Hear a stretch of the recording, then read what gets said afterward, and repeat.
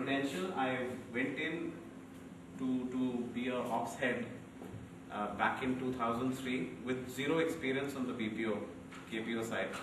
And the reason they got me in there was because I came with zero baggage that I was carrying through. When I joined them, they gave me a particular process which was known as CView in their internal. I'll just take a minute to tell you about it. There were 4 lakh customers in the UK.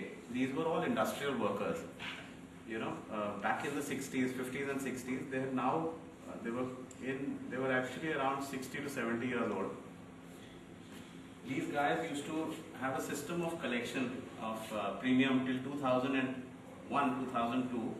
There was a guy known as, if you go and ever Google up, there's someone known as a man from the proof. You've been to the UK, every 6th, 7th guy in the UK, because it's a small country, used to be called as the man from the proof. That is more like a LIC agent. And he would actually go door to door, I mean house to house, every month, collect the premium. He used to actually carry a passbook. He would actually make an entry there, collect cash, make an entry which would stay with these guys.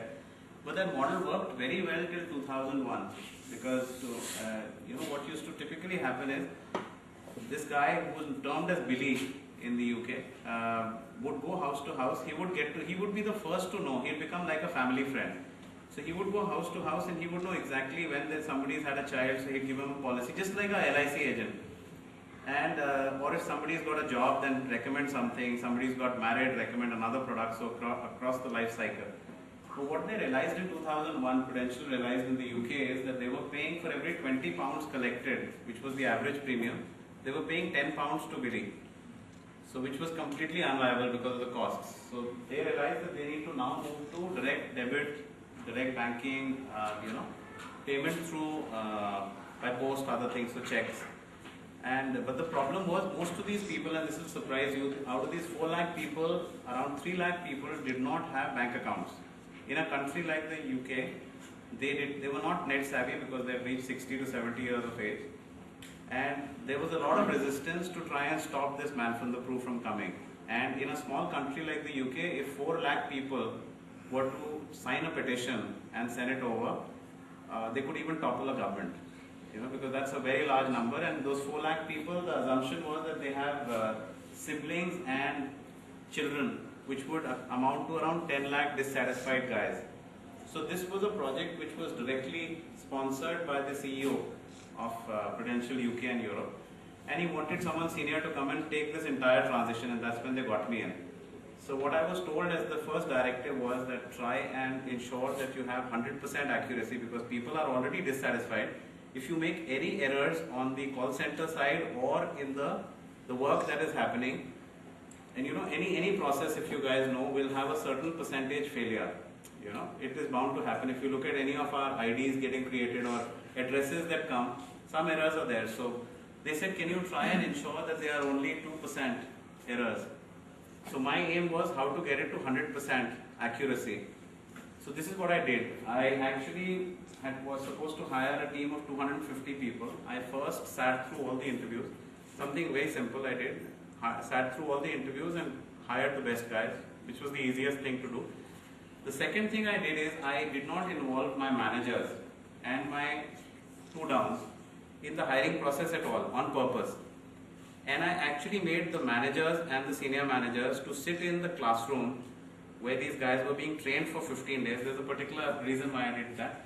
I made them sit like students, like, you know, so if you have 3-4 managers which are sitting somewhere in between and they don't introduce themselves as managers, people would tend to be as free as they are sitting thinking that they're all colleagues.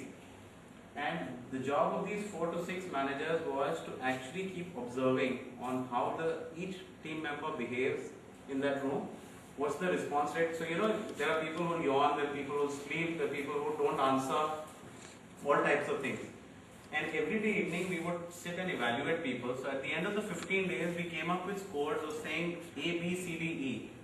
A plus being an achiever, A being a guy who's active, B being a guy who's bedridden, C being a guy who's in coma, D being a guy who's dead, and E being a guy who needs to be eliminated. So, you know, I'm sorry I'm taking the medical terminology, my wife's a doctor, so we picked up, I said, you know, I should try and And we put people there, and then we put baby steps of saying A plus, A minus, B plus, B minus, stuff like that. Now the aim was, because I had personally hired people, so there was no one in D&E. It's not my ego speaking, it's like it actually wasn't there. But there were a few people who were actually in C. Despite best efforts, we had got people who were C's, which were in coma.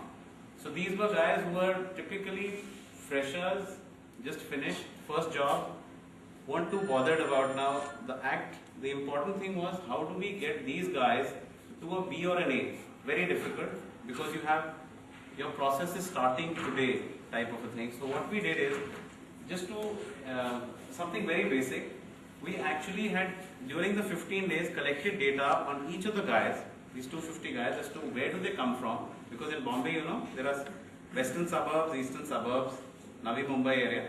So we looked through where do they stay, where did they, what community do they come from, what profession are their parents into. So we were trying to get some link.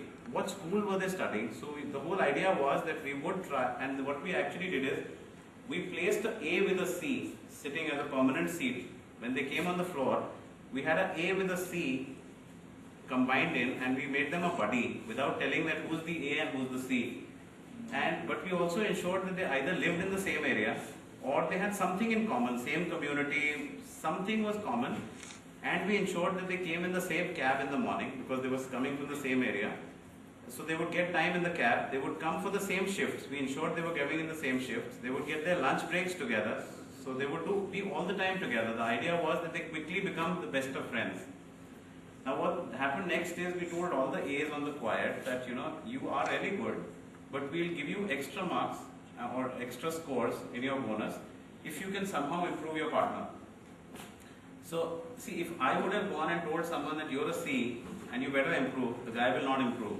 If his manager tells him, he'll still not improve. But if his buddy, who's a good friend also, tends to tell, there's a lot of peer pressure. You know, that this guy is getting it right, I'm not getting it right every time. So this guy would slowly, quietly keep helping. And within 15 days, we started to see the miracle happen, that people who were on a C started to move to a B minus, to a B. Some even went to a B plus, because, you know, they were there, they were sitting on the fence, and they quickly moved. Now what happened, or what's the advantage of this, was that by the time the process, 15 days, we were allowed to actually do it as a dummy process. So by the time we came out of the dummy and we got into actual production, we hit a 99.8% from day one. And within a month of keeping that particular 99.8% across 250 people, and what I did within a month is that I was just lucky, the CEO worldwide was coming to India, and we just presented to her saying that this is what we're doing, and nowhere in the UK or any other country where Prudential was there, they had that kind of score. So, and anything over 99% is actually termed as gold. So you have heard of RAG, red, amber, green. So this is gold status.